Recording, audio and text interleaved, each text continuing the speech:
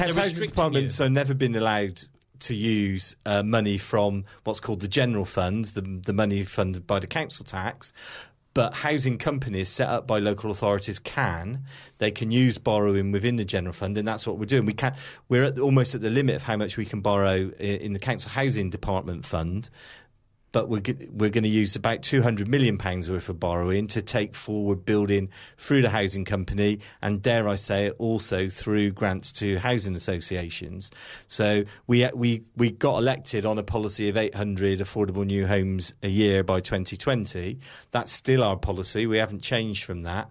Council housing at the moment will only be 60 or 70 units a year of that 800.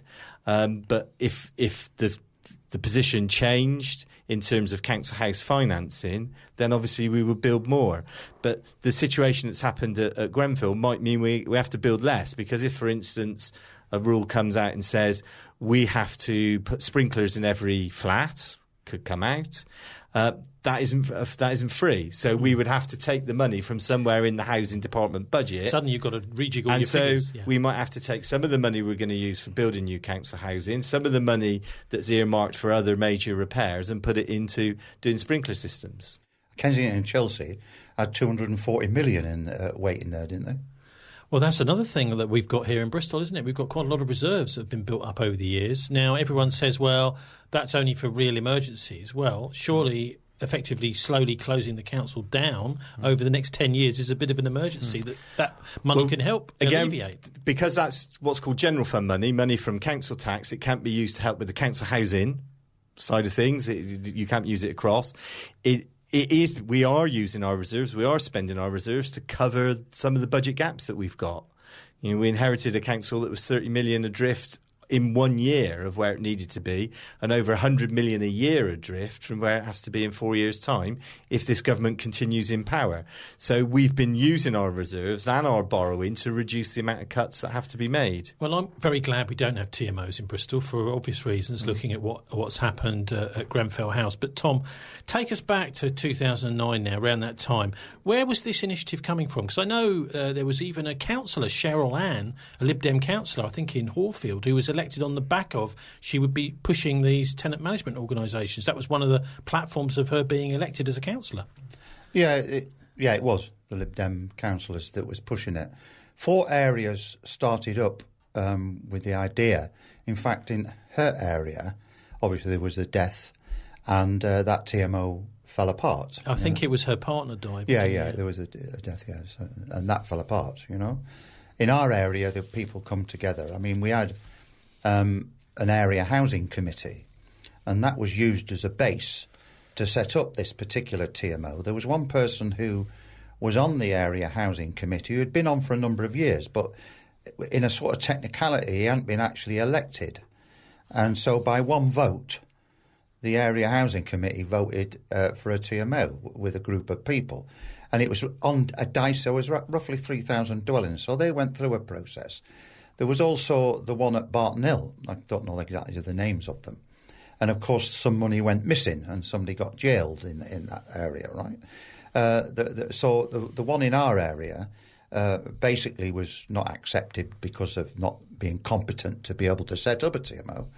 And the one in Barton Hill? No, it wasn't. Barton Hill went. Horfield didn't go. There was the Bedminster fell apart. And then there was the other by the roundabout up the top of Old Market in that area. St Jude's area. Yeah, St Jude's area, yeah. Anyway, so they went for a vote. And, and people were involved. And, of course, there's a Somalian community as well. So this is involving it's not just the board that's managing the area, it's all the tenants voting. Yeah, in that area, the tenants was voting, a few hundred. About around 1,000. I forget now the details, 1,000. Anyway, mainly the Somali people actually voted against it. I went to a meeting, and a couple of us from the working on the council and myself went to a meeting of those people, of about 30-odd people there. And there was a month of voting. And I think the first week there was something like, 10%. I forget the numbers now. But at the end of the day, when the voting took place, there were, compared with many other areas where TMOs had been set up, on the basis of 10% voting or 16% voting in the country, right? In this area, it was near enough over 50% of people, and they voted against that TMO. So TMOs fell apart. But they were never initiated, to me, by tenants themselves. They were manipulated from a political directive, I think, you know.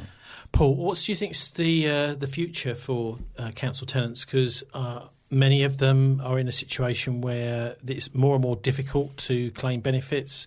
The central government, we've still got, it looks like, another 5 years possibly of a Conservative government. Let's hope not. And I mean, it's been very, very difficult for people who are on low incomes and on no incomes, some disabled, etc.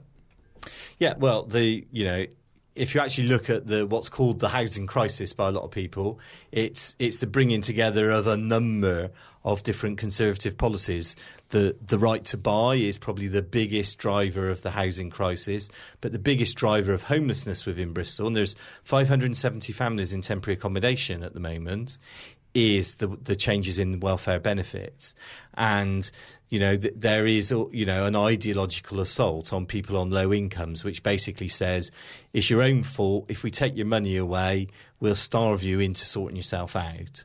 And that is horrendous for many people. And then there are many other people who are just living on the edge of breaking even. They're probably, in terms of those in the private rented sector, they might be a month away from turning up to us as homeless. In terms of people in our own council housing, we're obviously doing everything that we can to protect people and their tenancies. And we're encouraging the housing associations to do the same. But the welfare reforms are incredibly destructive. But you can't build enough houses, can you? Certainly, you're here in one of the key positions here in Bristol. There's no way you're going to build your way out of this crisis. We can't build completely out of it, but we can make a dent on it. What we need to do is not say there is a Conservative government, therefore we give up and go home. What we say is there's a Conservative government, we do the best we can now, we build up our capacity, and when there's a changing government, one that's committed to council housing, then we've got all the building blocks in place to really accelerate that development. But if you think, in terms of Bristol at the moment, we let about, between us and the housing associations, we let about 1,500 homes a year. If we start building 800 affordable units a year, then we're getting that well over 2,000. So it's starting to make an impact. It won't solve the problem, but it will start to make an impact. And Tom, what do you think as a council tenant? I mean, have you noticed any difference in the last year since Labour have been in charge in Bristol? I'm sorry, I can't answer it. I don't see the... I've obviously discussed with Paul, and there's a direction of travel that he's going to take. Well, he's had a year, hasn't he? I wonder if you felt it at all. Well, no,